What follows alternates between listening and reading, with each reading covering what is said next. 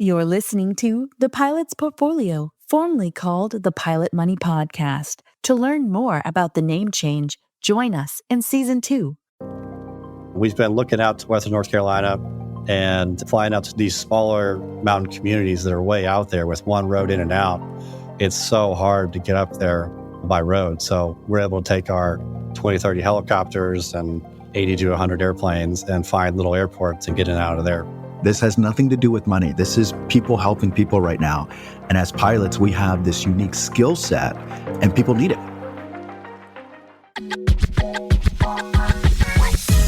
You're listening to the Pilot Money Podcast, the show dedicated to guiding professional pilots towards a future of financial success and stability. Fly along with your host, Timothy P. Pope, as he provides financial planning insights and answers to your burning questions and dives into real-life stories from fellow pilots who share their successes and cautionary tales. The Pilot Money Podcast takes off now.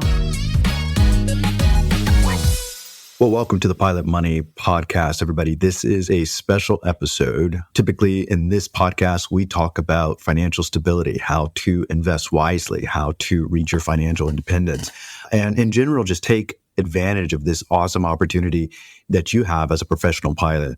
Right now, we are not really going to be talking about money.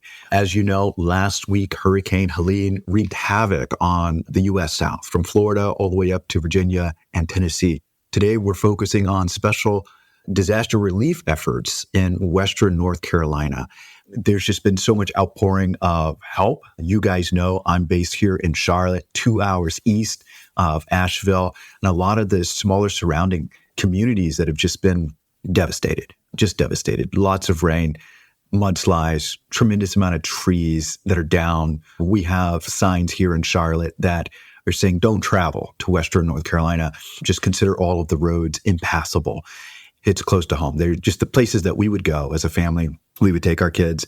One in particular, Chimney Rock, is just gone. It's not even buildings that are halfway broken and this or that. It's just that town, the main street that you would go, restaurants and shops and so on, is just gone. And mud is replaced.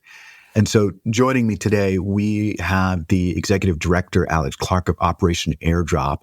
We are going to talk about how you can help, the pilot at home can help, either with your airplane, access that you have to airplane, if you're local, how you can volunteer, or how you can make a monetary donation. So today's episode is just about people helping people. It's about being in this special community that have a specific skill set to fly, and how you can use that for your fellow man right now. So let's jump into today's episode. Well, ladies and gentlemen, we have Alex Clark, Executive Director of Operation Airdrop. Thank you so much for joining the Pilot Money Podcast. Howdy, thanks for having me. Absolutely. So you were actually on a trip. You stayed up late. You're halfway around the world, but you stayed up late to join us. As I mentioned, you are Executive Director of Operation Airdrop. If you can just tell the listeners who Operation Airdrop is and how you guys get started. Yeah, absolutely. Like I said, I'm in Hong Kong here right now. I just got done with a trip out of Dhaka and Singapore, but working the night shift for those guys back home, trying to get the emails all answered. We're down to 228. That's about the best I can do overnight. Wow. But Operation Airdrop is something that we started in a friend of mine's living room back in 2017 after Hurricane Harvey. We saw that massive hurricane come and just sit on the greater Houston area. And we saw that FEMA was doing everything they could, but their effort was just dwarfed by how big that hurricane was. It got Houston and all the millions of people in the outlying areas. It was incredible to see. So we saw that need and that the greater government efforts couldn't get into the smaller communities that were cut off by flooding or whatever through the marshlands near Louisiana. So a few of us started getting in our airplanes and, from our flying clubs or whatever, throwing some diapers and food and whatever and flying it down to whatever place we could come up with that we can get a contact with and delivering supplies there. That just how it got started. We started with like 2 people in a living room and 2 or 3 airplanes just going to Conroe and Orange County. And it just exploded from there. And it's just kept going ever since. So you guys started in 2017 in the aftermath of Hurricane Harvey. And today, I mean, this is October 1st. So this is Tuesday, October 1st. Right now, your operation is supporting relief efforts from Hurricane Helene in Western North Carolina. As the listeners know that, I'm based here in Charlotte, 2 hours east of all the devastation. How are you guys supporting the relief efforts in Western North Carolina right now? Yeah, well, Helene was something that really took us by surprise. It came up and looked like it was threatening the Florida area pretty good. And we were set up in Gainesville, ready to go down in Florida. But we quickly shifted when we realized that the Floridians are super prepared for hurricanes. They know what they're doing. But nobody in Georgia or North Carolina, South Carolina expected this to be as strong as it was. So we quickly pivoted up to here to Charlotte, and we've seen a number of amazing, generous donors here, like Walmart gave us their parking lot and food every day and a bunch of supplies, and moving companies help us move trucks in an airport at Conroe there. We're seeing all these generous donors, and we're just so thankful. We even got Cletus McFarland to give us a shout out. He's a car guy, and I'm a big fan of his, but good experience so far. And we've been looking out to Western North Carolina and flying out to smaller communities like Banner Elk or Hendersonville, those kind of places. Like I said, kind of similar to the Harvey event where Houston was hit really hard and the government was in Houston really hard. Asheville this time was the kind of focus point, and they're able to help Asheville as much as they can. But these smaller mountain communities that are way out there with one road in and out, it's so hard to get up there by road. So we're able to take our 20, 30 helicopters and 80 to 100 airplanes and find little airports and get in and out of there, no problem. So you guys right now are based at JQF. So that's Concord Regional Airport. I've been reading the pilot briefings. I live 10 minutes away from the airport. And yesterday there was just a buzz of activity happening. Usually there's a lot of training out of there, but this one, it seemed like it was more than normal and less training activity.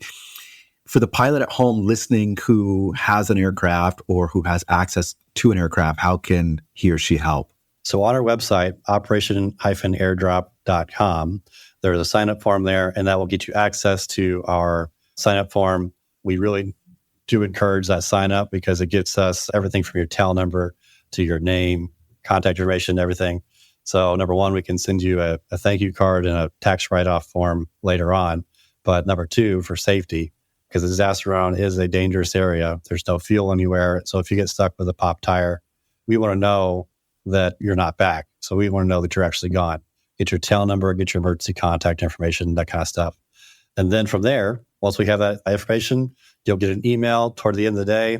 Usually it's once a day right now. We're so busy saying what tomorrow's effort's going to be, where we're going, where we're seeing requests from.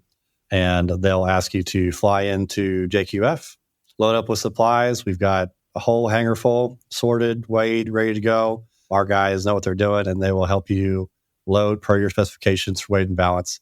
We'll send you on your way to whatever airport you're comfortable with. Some are, 1,400-foot grass strips, and some are 3,000-foot, 4,000-foot paved runways. So totally up to pilot decision on where they want to go and what they feel comfortable with, and we'll send you on your way. You can stay as long as you want. So guys, you heard if you've got an aircraft, sign up first on the website. The information's going to be in the show notes. Sign up. They're going to communicate with you and then give you your mission day by day. Based out of JQF here, just northeast of Charlotte. And then they're going to send you, depending on that day's needs, to whatever airport has the capacity to handle you. So from that perspective, question, what are pilots who have gone to the areas and they've made their way back now? What are they reporting? So we're reporting widespread damage, trees down everywhere, roads washed out. Got a bunch of pictures from a few of our helicopter pilots that are able to take some along to scout at the very beginning, and just mud landslides all over these mountain roads that I don't know how they're going to clear those roads in a timely manner. It seems like a crazy task, but luckily we don't have to deal with that. We're seeing widespread damage from that. We see some reported houses that were 100 feet moved, and they could tell where they had moved, and that's something I haven't seen before. That's pretty crazy. And as well as a bunch of X's on the ground to where people are asking for helicopters to come in and deliver stuff for smaller communities, that's a really cool and smart thing. Good for them to figure that one out. But so these little small pockets of community are what we're seeing there. living in tents and whatever they can find to get by. And we're trying to support them as best we can. So that's how the pilot at home can help. For the non-pilot who wants to volunteer, how can they support? So non-pilot who wants to support, we have a few different ways. If you're local, feel free to sign up on our website and then come out to Concord. We have a Walmart parking lot where we're collecting these donations. We have to give the receipt, all that good stuff, and get it sorted. And then we truck the supply less than half a mile to the airport where it's a secure area, bring it into our warehouse, sort it, weigh it, get it packaged for each airplane that's coming in, and then load the airplanes and get it to go. We need people like that. There's also a dispatch office with FlightAware up and phones and that good stuff that we're watching airplanes, making sure that everybody's being safe. And then beyond that, just donating, operation-airdrop.com. We have a donation link on our site there that we'd be very grateful for any help that we can get to bring some relief to these people in Western North Carolina. I want to make this point. If you are halfway across the country or halfway across the world and you want to support this operation, Operation Airdrop is a 501c3, which means you likely will have a tax write-off. Depending on your AGI, up to 60% of your AGI potentially could be deductible for a monetary donation. So guys, on this podcast, we talk about building your wealth, right? Your financial stability and so on. This has nothing to do with money. This is people helping people right now. And as pilots, we have this unique skill set and people need it. And so, this is just humans helping humans. So couple of use cases for the donation.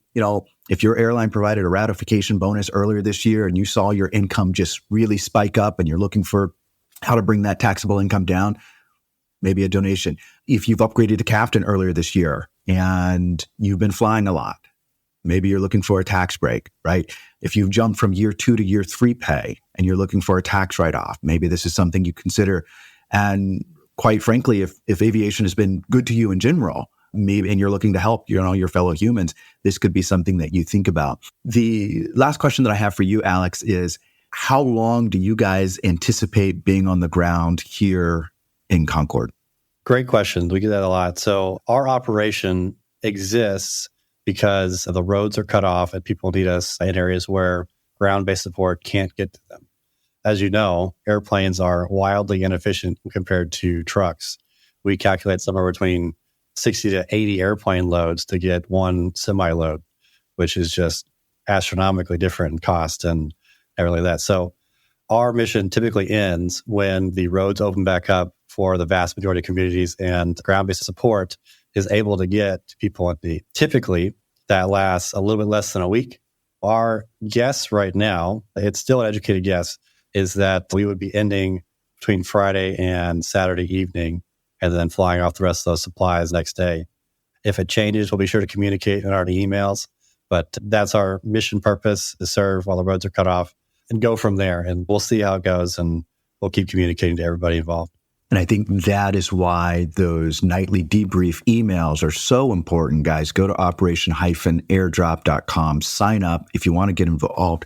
You'll get the communication directly from the team. They'll let you know if they're still standing up and what they would need from you. So Alex Clark, Executive Director of Operation Airdrop, thank you so much for joining the Pilot Money Podcast. Thanks so much for having me. Great time. And that brings us to the debrief section.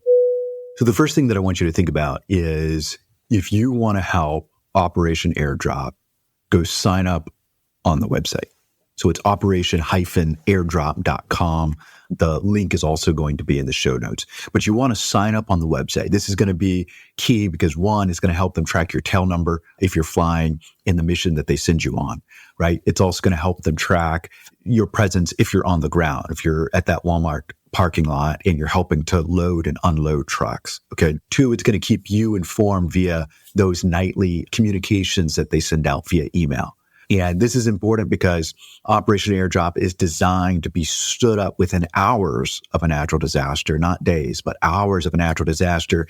And then typically their mission footprint extends until the roads are cleared and FEMA, the National Guard, and other government-sponsored agencies are able to get in there and help those cutoff communities, right? So you want to sign up to receive those communications in case the need for physical help is done, and maybe it's just monetary after that. The other thing that you do is when you sign up on the website is they'll be able to send you a tax form to help your write-offs come tax time. And just to give you guys an example of, some of the things that they're telling the pilots that are flying, I was reading a pilot debrief the other day, just yesterday, and they were saying because communications in some of these areas are so poor, they're advising people just to spread the words, grassroots, right? And say, hey, when you hear an airplane, when you hear a helicopter, try to make your way to the airport if it's safe, because that airplane and that helicopter is likely bringing in supplies. Right. They're also telling pilots when you land at an airport, they're encouraging you to drop your supplies off in a conspicuous place. So it's easy for people to find and it's easy for people to access. I mean, that kind of stuff is just wild, right? You just really don't think about it. If you haven't experienced something like this, or if you haven't had the training like military pilots and so forth. So, that's just a little bit of what I've seen. The second thing that I want you to think about is if you cannot offer boots on the ground support or airplanes in the skies kind of help, you might consider a monetary donation to this organization, which is a 501c3, or which is a public charity, or just any other organization that's helping, right, this relief effort. Current tax code says that you may be able to get a write-off up to 60% of your AGI. AGI is adjusted gross income when you make contributions to a public charity. So during the live episode portion, I gave several use cases of why you might be looking for a tax deduction this year, and you match that with just a desire to help people, right? And it's a win-win-win, right? So consider helping in this way to either this organization or any others that is making an impact to these areas.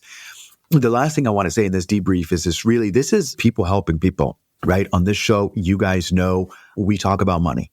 We talk about how to build your wealth. We talk about how to enjoy your wealth. But today's message is just simply how to help. Because aviation has been good to us these past couple of years. I know that you'll lean in and you'll do what you can. So the third thing in this debrief is just me saying thank you to you for your support. And I'm sure the people of Western North Carolina thanks you, and also the other impacted areas. So thanks for joining this special episode of the Pilot Money Podcast. We'll see you next time. Thank you for joining this episode of Pilot's Portfolio. If you found this information helpful, spread the word and share it with a pilot buddy. Or if you have questions and there's something that you would like to hear discussed on the show, send us an email. You can find the address in the show notes. For those of you who are ready to learn how we help professional pilots with their financial planning needs, schedule an appointment. Until next time, keep the shiny side up, and we'll see you on the next episode. Pilot's Portfolio is hosted by Timothy P. Pope. Timothy P. Pope is principal owner of 360 Aviation Advisors. 360 Aviation Advisors is a registered investment advisory firm regulated by the state of North Carolina in accordance and compliance to the securities laws and regulations. 360 Aviation Advisors does not render or offer to render personalized investment or tax advice through Pilot's Portfolio. The information provided is for informational purposes only and may not be suitable for all investors and does not constitute financial, tax, investment, or legal advice. All investments involve a degree of risk, including the risk of loss.